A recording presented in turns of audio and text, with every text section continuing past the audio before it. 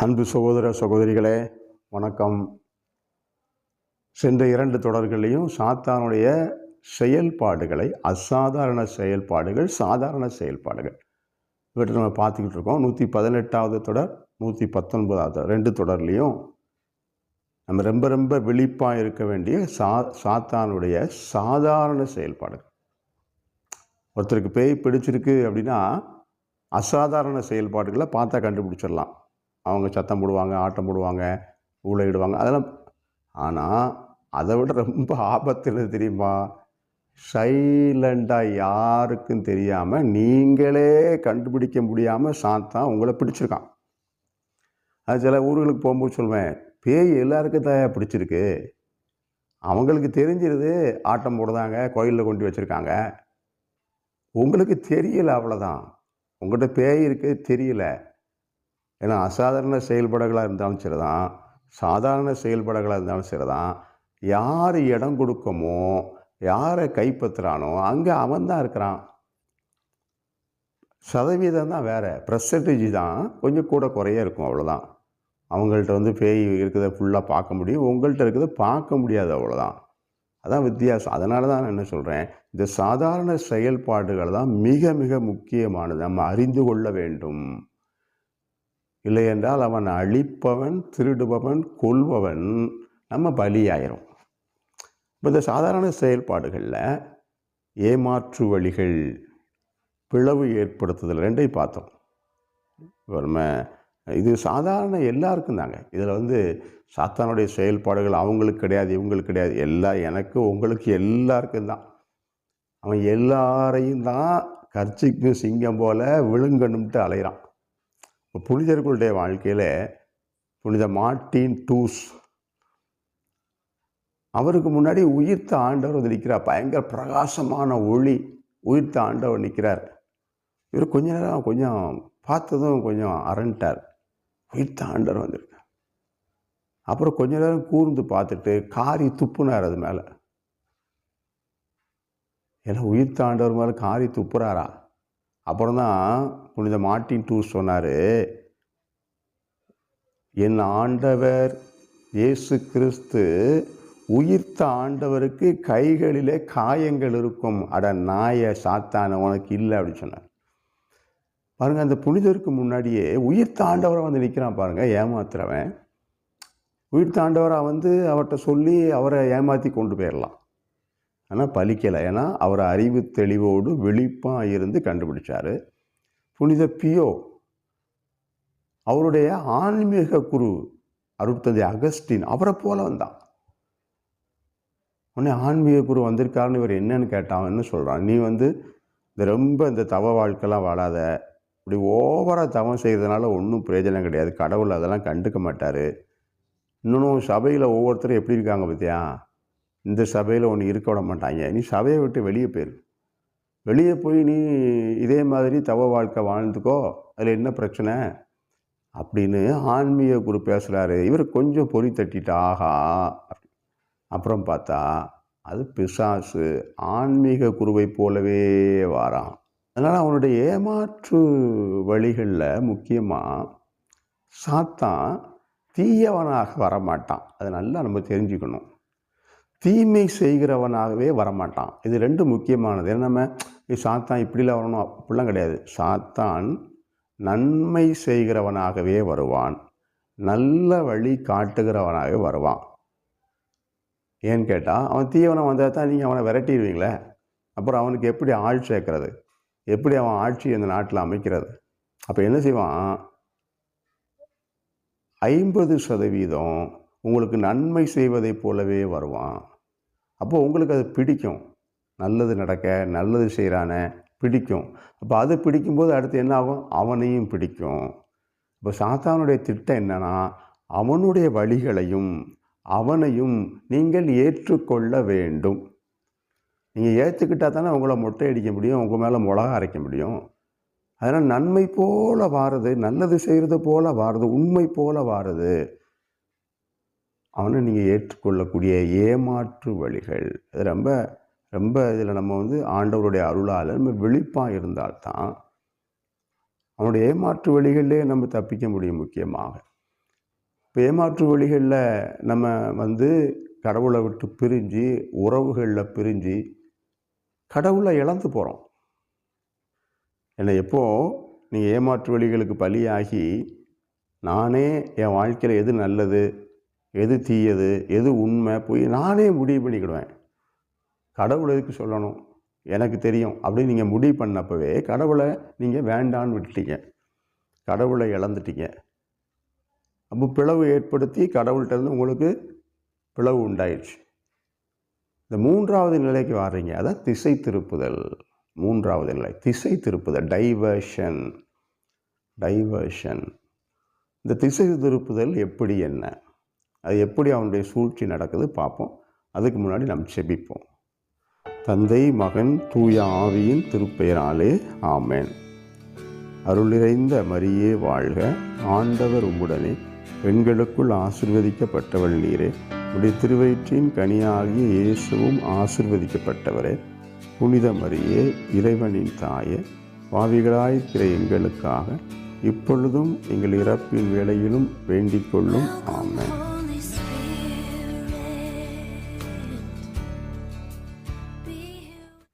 சாத்தான், நான் சொன்னேன்ல, நன்மை செய்கிறது போல வந்து தான் அவன் நமக்குள்ளே வந்துடுவான். இப்போது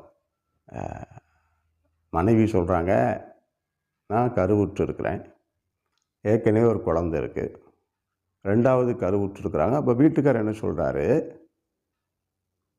எங்கள் அண்ணனை பாரு, ஒரே ஒரு பிள்ளை தான் வச்சுருக்கான், வீடை கட்டிட்டான், காரை வாங்கிட்டான், இப்போ 2வது பிள்ளையும் பிறந்துச்சுன்னா நம்ம எப்படி சமாளிக்கிறது? கடன் வாங்கவா, நம்ம ஓட்டாண்டி ஆகவா, எங்கள் அம்மா என்னைய கொன்னே போடுவா, அவனுக்கு அவங்க அண்ணனுக்கு இருக்க அறிவு உனக்கு இல்லையேம்பா, அதனால் சரிப்பட்டு வராது, சரியா, அபார்ஷன் பண்ணிடும். ஒருவேளை இந்த டீல் எப்படி, நம்ம வந்து கஷ்டப்படுவோம், பிள்ளையை வளர்க்க முடியாது, கடன் வாங்கணும், இதெல்லாம் அவன் சொல்லி கொடுப்பான். அப்போ என்ன செய்யணும், நம்ம நல்லா இருக்கணும், வசதியாக இருக்கணும், அது பிடிக்கும், நமக்கு கார் வாங்கணும், அது நமக்கு பிடிக்கும். அப்போ என்ன, பிள்ளையை அபார்ஷன் பண்ணிடும். இது எப்படி ஏமாற்று வழிகளில் வந்து நம்ம எல்லாருமே பெரும்பாலானார் அந்த ஏமாற்று வழிகளில் பலியாகி திசை திருப்பப்பட்டிருக்கோம். இன்றைக்கி இந்த உலக சமுதாயம் முழுவதுமே திசை திருப்பப்பட்டிருக்கிறது. அது அபார்ஷனாக இருக்கலாம், அது வந்து வரதட்சணையாக இருக்கலாம், இப்படி எல்லா விஷயங்களையும் பாருங்கள், மொத்த உலகமுமே திசை திருப்பப்பட்டிருக்கிறது. ஏன்னா இந்த திசை திருப்பப்பட்ட வாழ்க்கையில் கடவுள் இருக்க மாட்டார். கடவுளோட்டு தான் பிரிஞ்சு 2ஆம் நிலையில் வந்துட்டோமே, இந்த 3வது நிலைக்கு வந்துட்டோம்ல, இப்போ கடவுள் இருக்க மாட்டார். இப்போ என்ன செய்யணும், சாத்தான் சொல்லுவான், கடவுள் இல்லாட்ட என்ன, இப்போ நீ வேலை பார்க்காமலா இருக்க, சம்பாதிக்காமலா இருக்க, குடும்பம் நடக்காமலா இருக்குது, அப்புறம் என்ன, கடவுள் இல்லாட்டு பரவாயில்லப்பா, உன் வாழ்க்கையை நீ பிளான் போடு, நீ போய்கிட்டே இரு, இதில் என்ன இருக்குது அப்படிமா. ஆதாம் ஏவாளுக்கு பாருங்கள், அதான நடந்துச்சு. மாட்சிமையின் நிலையில் இருந்தான், அவன் வந்து ஆடையே இல்லாட்டலும் மாட்சியில் இருந்தான், மகிமையில் இருந்தான். அந்த ஆதாம் கடவுளை விட்டு பிரிஞ்சதுக்கப்புறம் நிர்வாணம் ஆகிட்டான். இப்போ நிர்வாணம் ஆகிட்டேன்னா, ஐயோ நிர்வாணம் ஆகிட்டேன்னா எவ்வளோ மாட்சியாக இருந்தேன் அப்படிங்கிறது இல்லை. ஏன்னா நீ கடவுள் வந்துட்டு இல்லைல்ல, கடவுளை விட்டு பிரிஞ்சுட்டு. அப்போ என்ன சொல்லுவான், நிர்வாணமான என்னப்பா, அதுக்கு ஒரு வழியை பார்த்துக்கிடுவோம், நம்ம வழியை பார்த்துக்கிடுவோம்னு இலை தலைகளை எல்லாம் எடுத்து ஆடைகள் செஞ்சு உடுத்திக்கிடுவோம், மிருகங்களுடைய தோலை எடுத்து உடுத்திக்கிடுவோம், அவ்வளோதானே. அப்போது கோகட் போய்கிட்டே இரு. பசங்க திசை திருப்பப்பட்ட வாழ்க்கையில் நம்ம செய்கிறதெல்லாம் நமக்கு நியாயமாகவே தெரியும், நம்ம செய்கிறது எல்லாமே நமக்கு சரியாக தான் தெரியும். ஏன்னா நான் அங்கே கடவுளாகிவிட்டே, அங்கே உன்னத கடவுள், விண்ணையும் மண்ணையும் படைத்த ஒரே கடவுள் அங்கே இல்லை. அவர் இருந்தால் தானே சொல்வார் இது சரியில்லை. நான் தான் அவரை வேண்டான்னு விரட்டிட்டேனே, அவர்கிட்ட தூரமாக வந்துட்டேன்ல. அப்போ நான் என்ன செய்வேன், நானே கடவுள், நானே பிளான் போடுவேன், நானே ஸ்கெட்சு போடுவேன், நானே அதுபடி போய்கிட்டே இருப்பேன். அப்போது திசை திருப்பப்பட்டு நான் வேறு வழியாக, என் வழியாக வாழ்க்கையை துவக்கிறேன். இப்போ எல்லா இடங்கள்லையும் பாருங்கள், வெளிநாடுகள்லையும் பாருங்களேன், கோயில் இருக்குது, ஆனால் பணி செய்ய குருக்கள் இல்லை, கோயிலை பூரா விற்றுக்கிட்டு இருக்காங்க. ஸ்கூல் இருக்குது, காலேஜ் இருக்குது, நடத்துகிறதுக்கு குருக்கள் துறவிகள் இல்லை. இப்போ ஏறக்குறைய நம்ம நாடுகளில் அது மாதிரி வருது. கேட்டால் இறை அழைத்தல் இல்லை. நம்ம என்ன காரணம் சொல்லுவோம், வீட்டுக்கு ஒத்த பிள்ளைய வச்சுருக்காங்க, எப்படி அனுப்புவானுங்க? ஒரு பிள்ளை வீட்டுக்கு வேண்டாமா? அதான் வரமாட்டாங்க ஒன்றும் அப்படின்னு சொல்லுவோம். ஆனால் அது உண்மையான காரணம். அது ஒரு காரணமாக இருக்கலாம். ஆனால் அது முக்கியமான உண்மையான காரணம் இல்லை.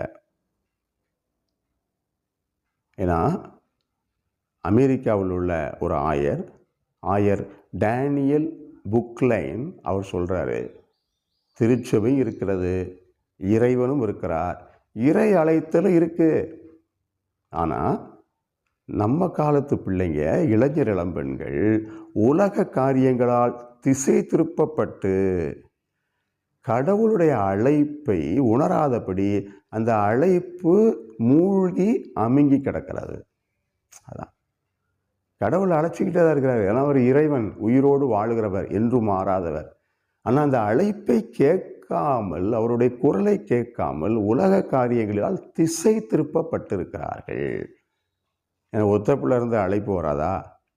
அது அந்த காலத்தில் இருந்தே ஒரு பிள்ளை இருந்தாலும் அந்த வீட்டிலேருந்து அழைப்பு வந்துக்கிட்டு தான் இருக்கு. ஒரு பிள்ளை இருந்தாலும் 10 பிள்ளை இருந்தாலும் இறை அழைத்தல் வரும். ஆனால் திசை திருப்பப்பட்டிருக்கிறார்கள் நம்முடைய பிள்ளைகள். பெரும்பாலும் திசை ஏற்பட்டாங்க. இப்போ நம்ம சொல்கிறோம்ல, பிள்ளை பாருங்கள் எப்போ பார்த்தாலும் மொபைல் இருக்கான், எப்போ பார்த்தாலும் சமூக வலைத்தளத்திலே இருக்கிறான், வீடியோவுக்கு அடிமையாகி இருக்கிறான், லேப்டாப்லேயே உட்காந்துருக்கான் அப்படின்னு சொல்கிறோம்ல. என்ன காரணம்? உங்கள் பிள்ளை 3வது நிலைக்கு வந்துட்டான். முதல் நிலையிலிருந்து சாத்தானின் ஏமாற்று வழிகளுக்கு பலியாகி, கடவுள்கிட்ட இருந்து பிரிஞ்சு, அப்பா அம்மாட்ட இருந்து பிரிஞ்சு, இப்போ எங்கே தஞ்சம் வந்து கிடக்கான் அவனுக்கு கடவுளும் அப்பா அம்மாவும் எல்லாம் எது? அவனுக்கு மொபைலும் லேப்டாப்பு தான். நீங்கள் அந்த மொபைல் லேப்டாப்பில் அடிமையாக இருக்கிற பிள்ளைங்களை பாருங்கள். ஒழுங்காக கோயிலுக்கு போக மாட்டான், ஒழுங்காக ஜெபம் பண்ண மாட்டான், அப்பா அம்மா சொன்னதை கேட்க மாட்டான். அப்பா அம்மா வந்து என்னடா அப்படின்னு சொன்னால் கோவப்படுவான், எரிச்சல் படுவான். படித்தவங்க எல்லாரும் தான். ஒரு பையன் ரஷ்யாவில் போய் டாக்டருக்கு படிச்சுட்டு கொரோனா காலத்தில் இங்கே வந்திருக்கான். இன்னும் படிப்பை முடிக்கலை, கொரோனான்னு அனுப்பிட்டாங்க. வந்த இடத்துல வீடியோ கேமுக்கு அடிமையாகிட்டான். ஒரு டாக்டருக்கு படிக்கிற பையன் வீடியோ கேமுக்கு அடிமையாகி எப்போ பார்த்தாலும் ராத்திரி பகலும் வீடியோ கேம். அவங்க அப்பா வந்து என்னடான்னு கேட்டால் அவனுக்கு கோவப்படும், அறுவாள் எடுத்து வெட்டப்போம், அவ்வளோ கோவம் வருது அவர். பாருங்கள், இது 3வது நிலை, திசை திருப்பப்பட்ட வாழ்க்கை. இது 3வது நிலை. கடவுளையும் இழந்தாச்சு, பெற்றோர்கள் உறவுகளை இழந்தாச்சு. இப்போ எனக்குன்னு ஒரு வாழ்க்கை. இந்த வாழ்க்கை எங்கே போய் முடியும்? நீ வீடியோ கேம்லேயே ராத்திரியும் பகல் இருந்தால் என்ன ஆகும்? உனக்கு வேலை கிடைக்குமா? நீ வேலைக்கு போவியா? படிப்பை முடிப்பியா? உனக்கு திருமணமா? அதை பற்றிலாம் கவலை கிடையாது. ஏன்னா சாத்தானுக்கு அதுதானே வேணும். நீ நல்லா வேலை பார்த்து அப்பா அம்மாவுக்கு பிள்ளையாக இருந்து உன் வாழ்க்கை, அது சாத்தானுக்கு பிடிக்காதல்ல. அது திசை திருப்பப்பட்ட வாழ்க்கை, பிள்ளைகளுடைய வாழ்க்கை. அப்போது பிள்ளைகள் திசை திருப்பப்படுவதற்கு என்ன காரணம்? முக்கியமான காரணம் என்ன? இன்னைக்கு பெற்றோர்களும் தெரிஞ்சுக்கணும், பிள்ளைகளும் தெரிஞ்சுக்கணும். ஏன் பிள்ளைகள் இப்படி அவங்க பிடிச்சதில் வீடியோ கேம் அடிமையாக கிடக்காங்க? காரணம் என்ன? இப்போ ஒரு அப்பா ஒரு பொண்ணுகிட்ட கேட்குறாரு. பொண்ணு வந்து இப்போ 6th ஸ்டாண்டர்ட் போனோம், 6வது வகுப்பு போகணும். கேட்குறேன், ஏம்மா நீ எந்த ஸ்கூலில் அம்மா படிக்க போகிற? அப்போ அந்த பொண்ணு சொல்கிறா, எனக்கு இந்த ஸ்கூல் தான்ப்பா பிடிக்கும், நீ அங்கே கொண்டு சேருங்கப்பா, அங்கே ஃபீஸ் அதிகமாமேம்மா, அதனால் என்னப்பா எனக்கு அந்த ஸ்கூல் தான் பிடிக்கும்ப்பா. இன்னும் எப்படியாவது கடனை வாங்கி ஏதாவது செஞ்சு அந்த பிள்ளை கொண்டு ஸ்கூலில் சேர்த்துறாரு. படிக்கிறா. பிள்ளையை வெளியே கூட்டிகிட்டு போகிறாங்க. எந்த ஹோட்டலில் சாப்பிட்லாமா? உன்னை இந்த பிள்ளை அப்படி நெட்டில் பார்த்து எப்போ இந்த ஹோட்டல் நல்லா இருக்கும்ப்பா, இங்கே போவோம்ப்பா. அப்போது ஹோட்டல் அந்த பிள்ளை எங்கே விரும்புதோ அங்கே தான்.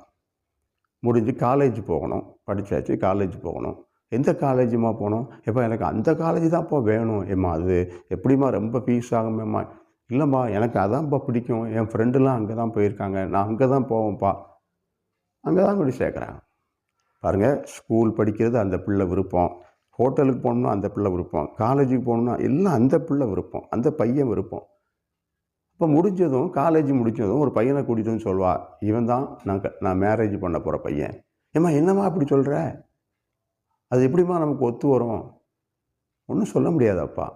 ஏன்னா அவள் விருப்பப்பட்ட ஸ்கூலு, அவள் விருப்பப்பட்ட ஹோட்டல், அவள் விருப்பப்பட்ட காலேஜ், இப்போ அவள் விருப்பப்பட்ட பையன். இன்றைக்கு விருப்பங்களின் வெற்றி கொண்டாட்டம் நடந்துக்கிட்டு இருக்கு. என்ன விருப்பம்? நான் என்ன விரும்புகிறேனோ அதுதான் எனக்கு வேணும். அப்போது பிள்ளைங்க அழுகுது, ஆட்டம் போடுது, உடனே மொபைலை கொடுத்துருவாங்க, அது அமைதியாயிரும். பிள்ளைகள் அதானே விரும்புது. என்னமோ அவங்க அந்த பிள்ளைங்க அதாங்க பிடிக்கும். பாருங்கள், பிள்ளைகளுடைய விருப்பத்துக்கேற்ற பெற்றோர்கள் அடிபணிந்து போகிறார்கள். அப்போது பெற்றோர்களுடைய விருப்பம், கடவுளுடைய விருப்பம், பிள்ளைகள் அதுக்கு கீழ்ப்படியணுமா? பிள்ளைகளுடைய விருப்பத்துக்கு ஏற்ற மாதிரி எல்லாம். சில வீட்டில் சொல்லுவாங்கள்ல, அவள் சொன்னதை கேட்டுரு, அவள் கேட்டதை கொடுத்துரு, இல்லை டங்கு டங்கு டங்குன்னு ஆடுவா, சமாளிக்க முடியாது. அப்பா அவள் என்ன கேட்குறாளோ கொடுத்துரு, அவள் என்ன விரும்புகிறாளோ செஞ்சிரு. இன்றைக்கி எல்லாருமே அந்த முடிவுக்கு வந்தாச்சுங்க.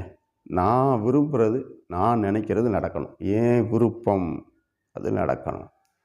இப்போ சிறு குழந்தைகள்ல இருந்தே அந்த குழந்தைகளுடைய விருப்பத்தை நிறைவேற்றக்கூடிய பெற்றோர்கள், தன்னுடைய விருப்பத்தையே சாதித்து நிலைநிறுத்துகிற பிள்ளைகள், இது என்ன ஆகுது? ஏமாற்று வழிகள். இப்போ இந்த பிள்ளைகள் ஏன் விருப்பம் சொல்கிறாங்களே, பிள்ளைகள் மட்டும் இல்லை, எல்லோரும் தான். இப்போது குழந்தை இல்லை, நான் சொல்லும்போது சிலர் கஷ்டமாக இருக்கும். இப்போ குழந்தை இல்லை, என்ன செய்கிறாங்க? உடனே செயற்கை முறை கருத்தரித்தலுக்கு போகிறாங்க. அங்கே என்ன நடக்குது? அங்கே 5 பிள்ளை 6 பிள்ளை கருவாயிருக்கும். சரிதானா? இப்போ குழந்தையே இல்லாமல் நீ கஷ்டப்பட்ட, 5 வருஷம் 6 வருஷம் ஆச்சு, 10 வருஷம் ஆச்சு, இல்லை. இப்போ செயற்கை முறையில் கருத்தரிக்கிறாங்க, 5 6 பிள்ளை வரும். உடனே டாக்டர் சொல்வார், உனக்கு 5 பிள்ளை இருக்குதுமா, 4 பிள்ளை இருக்குமா, 3 பிள்ளை இருக்குமா, உனக்கு என்ன வேணும்?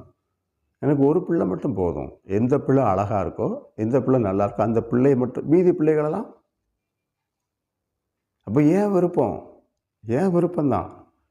கடவுள் எனக்கு அந்த பிள்ளைகளெல்லாம் கொடுத்துருக்காரு, ஏன் விருப்பம். எல்லாத்துலேயுமே சின்ன பிள்ளைங்கள்லேருந்து பெரியவங்க வரைக்கும் ஏன் விருப்பம் எனக்கு பிடிக்குது. இந்த ஏன் விருப்பம் அப்படிங்கிறது சாத்தானின் விருப்பம். நல்லா தெரிஞ்சுக்கோங்க. ஏன் விருப்பம் அப்படின்னு யார் சொன்னாலும் இது சாத்தானின் விருப்பம்தான். ஏன்னா 2 விருப்பம் தான் இருக்குது. ஒன்று கடவுளுடைய விருப்பம், சாத்தானின் விருப்பம். கடவுளுடைய திருவுளம், சாத்தானின் திருவுளம். அப்போ கடவுளுடைய விருப்பம் அப்படி நடக்கிறவங்களாம் இது கடவுளுக்கு பிடிக்கும், இது கடவுளுடைய சித்தம் அப்படின்னு சொல்லுவாங்க.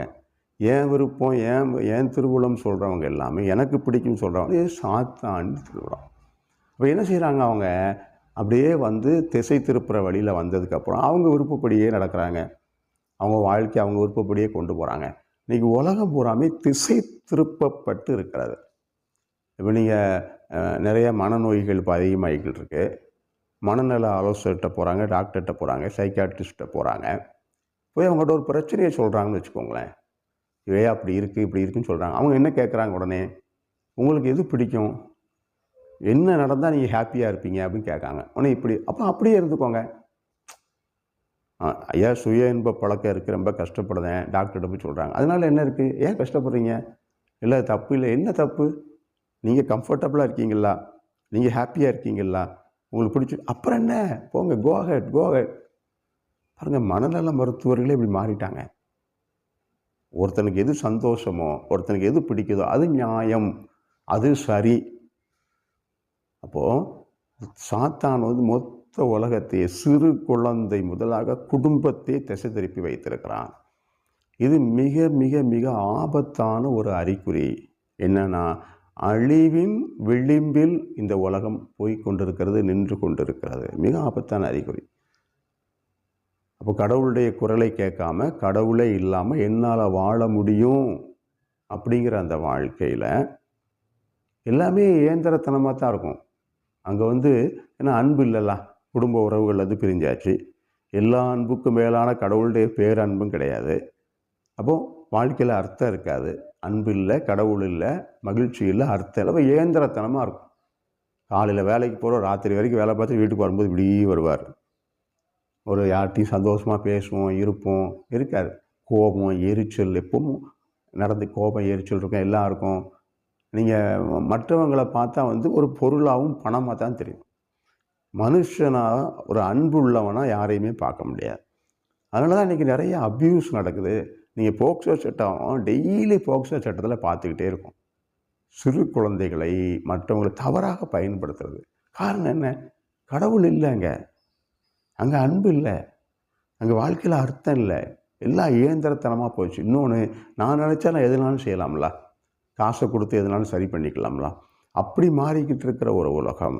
இதுதான் திசை திருப்பப்பட்ட ஒரு வாழ்க்கை. இது ஆபத்தான வாழ்க்கை. இப்போ இதில் முக்கியமாக 2 விஷயம் நம்ம பார்க்கணும். என்னென்னா, திசை திருப்பப்பட்டதுன்னா எதுலேருந்து திசை திருப்பப்பட்டது? டைவர்ஷன் அப்படின்னா எது ஸ்ட்ரைட், எது டைவர்ஷன்? இப்போ நமக்கு எது இலக்கு, எது நோக்கம்? ஆதாம் எதை இழந்தானோ அதுதான் நம்ம நோக்கம். ஆதாம் எதை இழந்தாப்புல? ஏதேன் தோட்டத்தை மட்டும் இல்லை, அந்த தோட்டத்தின் நடுவில் இருந்த வாழ்வின் மரத்தை இழந்து போனான். வாழ்வின் மரம் இருக்கிற இடத்துல சாவு கிடையாது, அங்கே வேதனை கிடையாது, துன்பம் கிடையாது, மகிழ்ச்சி, மகிமை. அது ஆதாம் ஏமாற்று வழிகள், ஏவாள் ஏமாந்து போனாங்க. நமக்கு இலக்கு தானே, அந்த வாழ்வின் மரத்தை எப்படியாவது அடைஞ்சாகும். ஆதாம் அடையாத ஒன்றை நாம் அடையணும். அப்போ என்ன நடந்துச்சு? பழைய ஆதாம், பழைய ஏற்பாட்டு ஆதாம் இழந்து போனதை புதிய ஏற்பாட்டு ஆதாம், புதிய ஆதாம் ஆண்டவர் இயேசு கிறிஸ்து வாழ்வின் மரத்தை தொட்டார், அந்த வாழ்வின் மரத்தை பெற்றார். அவரே வாழ்வின் மரமாக நமக்காக வாழ்ந்து கொண்டிருக்கிறார். இப்போ அந்த வாழ்வின் மரத்தை நோக்கி தான் நம்முடைய பயணம். ஆதாம் இழந்து போனதை நாம் பெற வேண்டும், ஆதாமால் தொட முடியாததை நாம் தொட வேண்டும். அப்போ அந்த வாழ்வின் மரம் கிறிஸ்து. அவர் எங்கே இருக்கிறாரு? அவர் திருப்பலியிலே ஒவ்வொரு நாளும் அவர் வாழ்வு கொடுக்கிற மரமாக நமக்கு வந்துக்கிட்டே தோன்றிக்கொண்டே இருக்கிறார். அது முக்கியமானது அதுதான். ஏன்னா புனித பேதுரும் புனித பவுலும் இயேசுவை பல இடங்களில் அவர் மரத்தால் நமக்கு மீட்பு கொடுத்தார் அப்படின்னு பல இடங்களில் சொல்கிறாங்க. பழைய ஏற்பாட்டு பல ரெஃபரன்ஸ் இருக்குது, அது இன்னொரு நாளைக்கு சொல்கிறேன். அதாவது இயேசுவே வாழ்வின் மரம். அப்போ அவரை நோக்கி நம்முடைய பயணம். அந்த வாழ்வின் மரம் நமக்கு காட்டக்கூடிய நம்ம விண்ணகம், இறை ஆட்சி, இதான் நமக்கு முக்கியம். நீங்கள் திசை திருப்பப்பட்ட வாழ்க்கையில் இருக்கவங்க என்ன செய்வாங்கன்னா, இதில் நம்பிக்கையே இருக்காது, அவங்களுக்கு இலக்கே கிடையாது. ஒருத்தர் சொல்கிறார்களா, அதை என்ன ஃபாதர் பெரிய நரகம், எங்கள் வீட்டில் பாருங்கள், ஒரு 5 நிமிஷம் இருங்க, இதை விட பெரிய நரகம் எங்கே இருக்க போகுது? என் வீடு, என் குடும்பம் தான் எனக்கு பெரிய நரகம், வேறு நரகமே கிடையாது.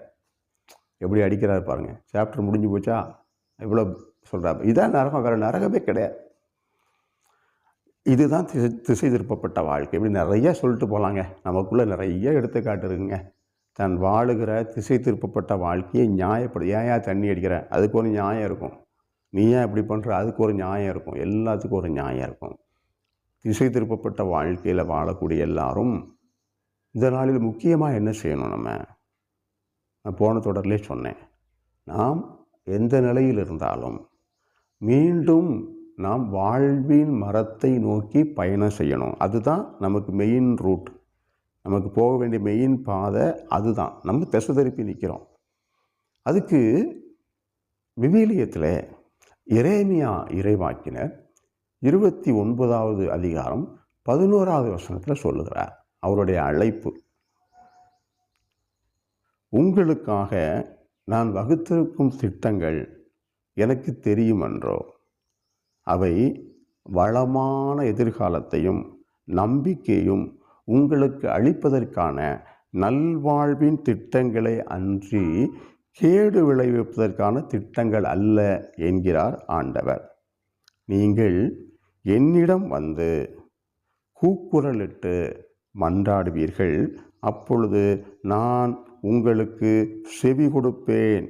நீங்கள் என்னை தேடுவீர்கள், உங்கள் முழு இதயத்தோடும் என்னை தேடும் பொழுது நீங்கள் என்னை கண்டடைவீர்கள். ஆண்டவரை தேடினால் அவர் நமக்கு வைத்திருக்கிற வளமான திட்டத்தை நாம் நோக்கி பயணம் செய்தால் நாம் கண்டடைவோம். இன்றைக்கு இதுதான் முக்கியமானது. கடவுளை நோக்கி, வாழ்வின் மரத்தை நோக்கி நாம் திருப்பப்பட வேண்டும். யோவான் 14:6 இயேசு சொன்னாரே, நானே வழியும் உண்மையும் வாழ்வும், என் வழியாய் அன்றி யாரும் தந்தையிடம் வருவதில்லை. அப்போ அந்த வழியை நோக்கி நம்முடைய வழி திருப்பப்படணும். இந்த நாளில் முக்கியமாக உலகத்தில் எல்லாருக்காக, இளைஞர் இளம்பெண்கள், சிறுவ சிறுமிகளுக்காக, குறிப்பாக பெற்றோர்களுக்காக, கடவுளை இழந்து நின்று பிள்ளைகளுக்காக, எல்லாருடைய விருப்பத்துக்கு சமரசம் செய்து கொண்டிருக்கிறவர்களுக்காக இந்த நாளில் ஆண்டவர்கிட்ட சிறப்பாக நாம் ஜெபிப்போம். எங்கள் வானக தந்தை இறைவா, உமக்கு நன்றி கூறுகிறோம். வாழ்வின் மரமாக ஆதாம் தொட முடியாத, பெற முடியாத, இழந்து போன வாழ்வின் மரத்தை எங்கள் ஆண்டவர் இயேசு கிறிஸ்துவும் திருமகன் அதை தொட்டு அதை பெற்று வாழ்வின் மரமாகவே எங்களோடு ஒவ்வொரு நாளும் பலியாக, நற்கருணையாக எங்களோடு உயிரோடு வாழ்ந்து கொண்டிருக்கிறாரே, அவரை இழந்த திசை திருப்பப்பட்ட வாழ்க்கையெல்லாம் கண்ணீரும் வேதனையும் கஷ்டமும் அழிவும் நிறைந்த சாத்தானின் வழிகள் என்பதை உணர்ந்து அந்த வாழ்வின் மரத்தை நாங்கள் தேடத் துவங்கினால் நாங்கள் கண்டுபிடிப்போம். நாங்கள் அதை அழைத்தால், செபித்தால் நாங்கள் பெற்றுக்கொள்வோம். அவர் கொடுக்கிற வளமான நிறைவான வாழ்வளிக்கணும் அந்த திட்டத்துக்காக, அந்த இலக்குக்காக எங்கள் பயணத்தை, திசைகளை மாற்றும். என் விருப்பம் அல்ல ஆண்டவரே, உம்முடைய விருப்பம் என்று நாங்கள் அர்ப்பணிக்க எங்களுக்கு அருள்தார். எங்கள் குடும்பம் முழுவதுமாக இதற்காக ஒப்புக் கொடுக்குறோம். எங்கள் திருச்சபை முழுவதுமாக இதற்காக ஒப்புக் கொடுக்குறோம். எங்கள் சமூகம் முழுவதையும் ஒப்புக் கொடுக்குறோம். இயேசுவை நோக்கி, வாழ்வின் மரத்தை நோக்கி நாங்கள் பயணம் செய்யும்படியாக, அதை தேடி கண்டுபிடிக்கும்படியாக எங்களுக்கு அருள் தாரும். எங்கள் ஆண்டவர் இயேசு கிறிஸ்து வழியாக உம்மை மன்றாடுகிறோம். ஆமென்.